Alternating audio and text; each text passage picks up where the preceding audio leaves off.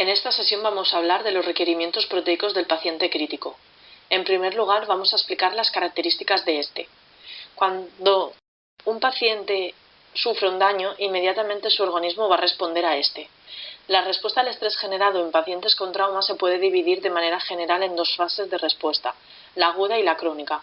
Sin embargo, la tendencia actual es clasificar esta respuesta en tres fases: la fase EBB, la fase flow y la fase anabólica. En estas se considera el estado hemodinámico del paciente y las consecuencias sistémicas que implican. La primera de ellas es la fase EBB o hipodinámica. Esta se caracteriza por una intensa actividad simpática, condicionándose a una caída del gasto cardíaco, provocando hipoperfusión tisular, con disminución a la vez del transporte y consumo del oxígeno. Disminuye también la tasa metabólica de manera aguda, aumenta la glucosa sanguínea y la resistencia a la insulina, y disminuye la temperatura corporal. La segunda fase es la fase flow o catabólica. La fase flow aguda se caracteriza por la utilización de sustratos mixtos de hidratos de carbono, aminoácidos y ácidos grasos. Se caracteriza además por mostrar un estado catabólico acentuado, con aumento del gasto energético de 1,5 a 2 veces del basal, condicionándose a la vez un mayor consumo de oxígeno y producción de CO2. Una vez pasada la fase anterior, se ha descrito la fase anabólica o de reparación, en la que se produce la restauración tisular. La nutrición artificial siempre se va a iniciar cuando el paciente se encuentra en la fase flow. Existe un riesgo muy elevado de isquemia intestinal cuando se inicia nutrición enteral en la fase de resucitación. La respuesta metabólica al trauma en el paciente crítico se va a caracterizar por un estado de hipermetabolismo.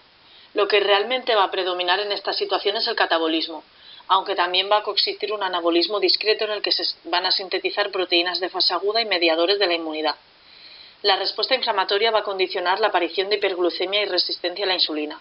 Se trata de una señal inflamatoria hiperoxidante, que en situaciones de estrés pretende evitar el uso de glucosa en los músculos y el tejido adiposo.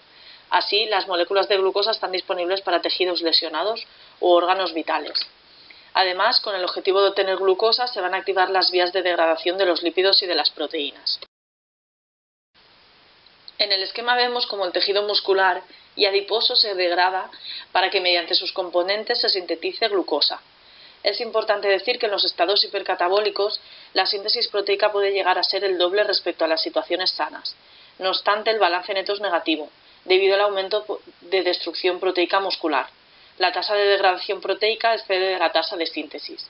Por ello, la enfermedad crítica incrementa los requerimientos proteicos de los pacientes. Así, la pérdida de masa magra se relaciona con importantes repercusiones clínicas. La pérdida del 20% se relaciona con dificultad para cicatrizar heridas y mayor propensión a sufrir infecciones. Y la pérdida del 40% se relaciona con la muerte. La mayor o menor destrucción de las fibras musculares y, por consiguiente, la mayor o menor pérdida proteica va a depender de la situación clínica del paciente. En la figura se puede ver el balance proteico en función de la enfermedad. Se observa que los pacientes quemados o politraumatizados presentan un balance proteico considerablemente negativo. Pero, ¿cuándo empieza un paciente crítico a perder masa muscular? En este estudio publicado en 2017 se objetiva que la pérdida de masa muscular en los pacientes críticos comienza en la primera semana de ingreso, acarreando consigo mayor tiempo de ventilación mecánica, estancias más prolongadas, etc.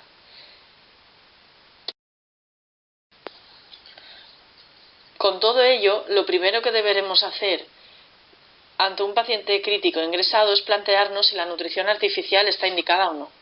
Para aquellos pacientes que no puedan ingerir sustratos suficientes, que presentan al ingreso algún grado de desnutrición, o aquellos que están en un estado hipercatabólico intenso, la nutrición artificial estaría totalmente indicada.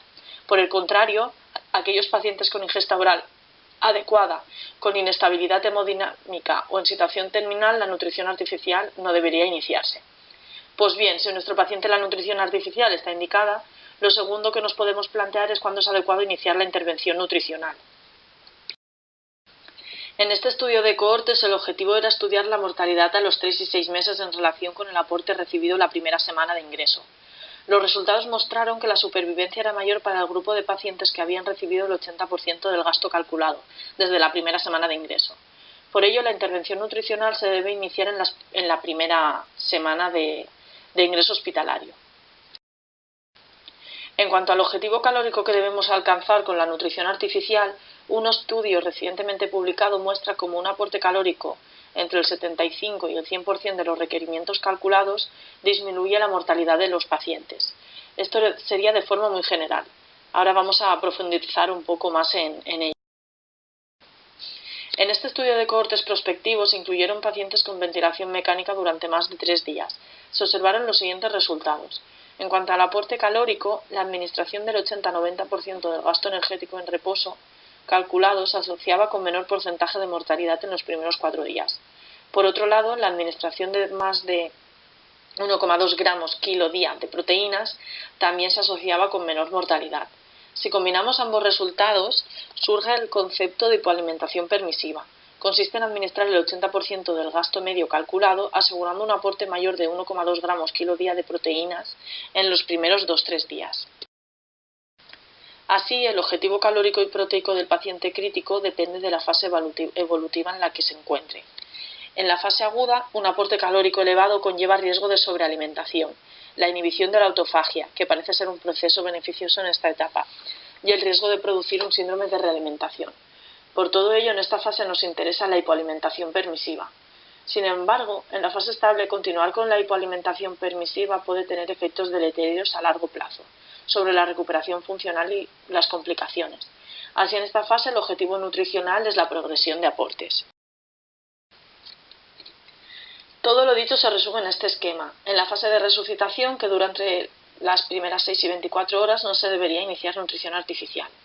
En la fase siguiente, la aguda, que comprende los primeros 3-4 días, el paciente ya está hemodinámicamente estable y se puede iniciar la hiponutrición permisiva, que consiste en aportar 20 kilocalorías gramos día y 1,2 gramos kilo día de proteínas. A partir del cuarto día, cuando ya se ha instaurado la fase estable, se deben progresar los aportes hasta alcanzar entre 25 y 30 kilocalorías kilo día y entre 1,5 y 2 gramos kilo día de proteínas. En pacientes obesos con fístulas digestivas o en terapia renal sustitutiva, el aporte de proteínas puede superar los 2 gramos kilo día. Ahora vamos a ver qué recomiendan las guías clínicas disponibles. En este cuadro se resume lo que las diferentes sociedades recomiendan. Vemos que no coinciden del todo, pero que el aporte calórico se mueve entre 20 y 30 kilocalorías kilo día y que el aporte proteico mínimo debe de asegurar entre 1,2 gramos kilo día de proteínas en el paciente crítico. ¿Pero realmente los pacientes reciben el aporte proteico recomendado? Los últimos estudios evidencian que los pacientes reciben entre 0,8 y 1,1 gramos kilo día de proteínas, aporte inferior al recomendado en las guías. La principal causa es que las fórmulas de nutrición artificial comercializadas no cubren los requerimientos proteicos necesarios. Esto se agrava en la hipoalimentación permisiva. ¿Y cuáles son las soluciones que podemos llevar a cabo? La primera de ellas es que se comercialicen fórmulas nuevas que se adapten a las recomendaciones actuales. Pero mientras esto ocurra, a la nutrición enteral se le puede aumentar el aporte proteico mediante la suplementación con módulos de proteínas y la nutrición parenteral puede individualizarse. Es importante comentar que anteriormente el aporte proteico que se consideraba necesario en el paciente crítico era mucho menor, alcanzando relaciones de hasta 200 kilocalorías no proteicas por gramo de nitrógeno. Actualmente ya hemos visto cómo el aporte proteico adecuado se encuentra como mínimo en 1,2 gramos kilo al día. Pero teniendo en cuenta lo recomendado, ¿de qué va a depender escoger mayor o menor aporte proteico? Pues bien, los requerimientos proteicos adecuados van a depender del grado de estrés y de la situación clínica del paciente.